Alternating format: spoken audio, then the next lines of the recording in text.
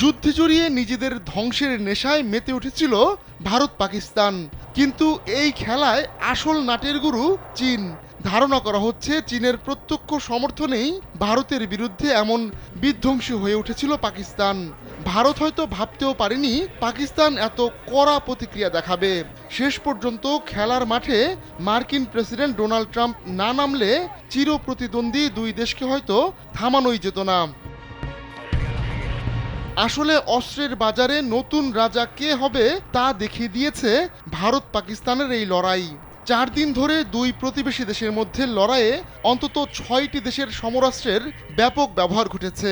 Come on bro, এসব অনেক কিছু আসবে আর যাবে, এক্সপার্ট কিন্তু থেকেই যাবে। যুক্তরাষ্ট্র, চীন, রাশিয়া, ফ্রান্স, তুরস্ক ও ইসরায়েলের অস্ত্রশস্ত্রে নিজেদের ঘায়েল করতে চেয়েছে ভারত পাকিস্তান। শেষ পর্যন্ত লড়াইয়ের ময়দানে বিজয়ী হয়েছে চীন। শি জিনপিং এর দেশের এমন জয় জয়কার দেখেই হয়তো ভারত পাকিস্তানকে থামান ট্রাম্প। কিছুদিন আগেও ট্রাম্প বলেছিলেন ভারত পাকিস্তান ইস্যুতে জড়াতে চান না তিনি। তার ভাষায় দেশ দুটি নিজেরাই সমাধান করে নিক নিজেদের সমস্যার। এমনকি মার্কিন ভাইস প্রেসিডেন্ট জেডি ভান্স বলেছিলেন ভারত পাকিস্তানের সংঘাত তাদের কোনো মাথা ব্যথা নয়। অথচ সেই যুক্তরাষ্ট্রই ভারত পাকিস্তানের রক্তক্ষয় থামিয়ে দিল। এই প্রথম পশ্চিমা কোনো দেশের অত্যাধুনিক যুদ্ধবিমান চীনা সমরাস্ত্র দিয়ে ভূপাতিত করায় ট্রাম্প এমন সিদ্ধান্ত নিলেন কিনা উঠছে সেই প্রশ্ন। হঠাৎ করে যুদ্ধবিরতি হওয়ায় চীনের জয়যাত্রা আপাতত থেমে গেছে, তবে পিছু হটছে না চীন। ভারত পাকিস্তানের মধ্যে যুদ্ধবিরতি কার্যকর হওয়ার পর বেইজিং সে কথাই জানিয়েছে। পাকিস্তানের পাশে থাকা নিয়েও দিয়েছে স্পষ্ট বার্তা।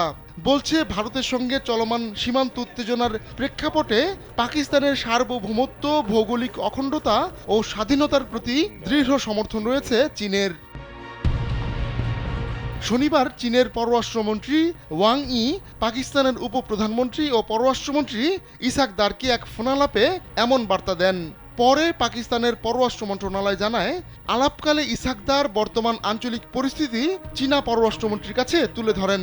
এ সময় ওয়াং ই জানান পরিস্থিতি মোকাবেলায় পাকিস্তান সংযমের পরিচয় দিয়েছে। পাশাপাশি তিনি দেশটির দায়িত্বশীল আচরণেরও প্রশংসা করেন। ওয়াং ই এ সময় দৃঢ়ভাবে বলেন, কৌশলগত সহযোগী ও আস্থাভাজন বন্ধু হিসেবে চীন পাকিস্তানের পাশে আছে এবং থাকবে। আহমদুল্লাহ শিকদার, কালবেলা।